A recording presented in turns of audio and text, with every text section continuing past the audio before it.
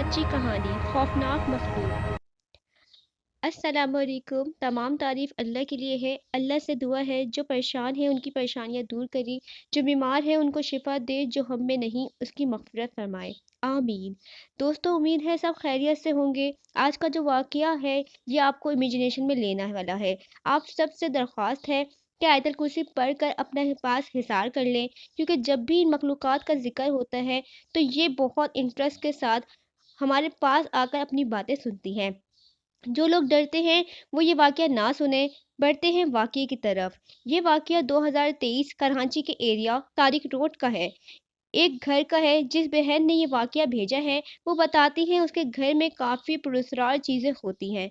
आज तक इन लोगों पे कोई फिज़िकली अटैक तो नहीं हुआ, पर घर में एक औरत नज़र आती है और ख़ास रात 2 बजे के बाद एक्टिविटी बढ़ जाती है।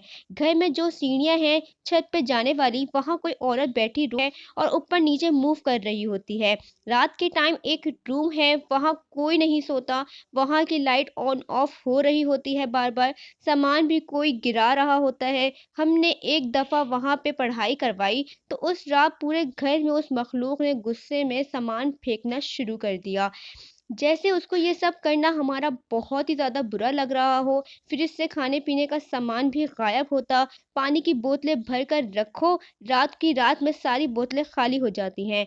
कभी-कभी तो सब बैठे होते हैं और वो सबके सामने सीढ़ियों से ऊपर जाते हुए दिखती है।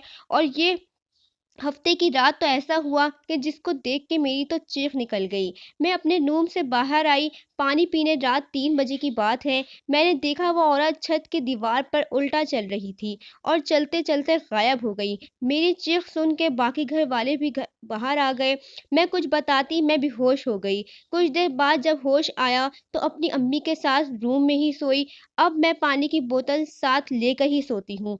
आप सबसे दरख्वास्त है कि मेरे लिए और मेरे घर वालों के लिए दुआ करें। वैसे तो फिज़िकली नुकसान नहीं देती, पर कुछ टाइम से उसकी एक्टिविटी बढ़ती जा रही है। दुआ में याद रखिएगा। सो दोस्तों, ये कहानी हमारी एक दोस्त की है जिनके घर में ये फिज़िकली एक्टिविटीज़ होती हैं, जिसकी वजह से वो लोग काफ़ी परेशान और डिप्रेशन में हैं। आप लोगों से सिर्फ़ ये रिक्वेस्ट है कि आप लोग उनके लिए दुआ करें। ये जो वीडियो जो आप लोगों के साथ शेयर की गई है, स्टोरी जो आप लोगों के साथ शेयर की गई है, इसका मकसद सिर्फ़ इतना है कि उनकी दरख्वास्त थी कि आप लोगों से दुआ की अपील की जाए।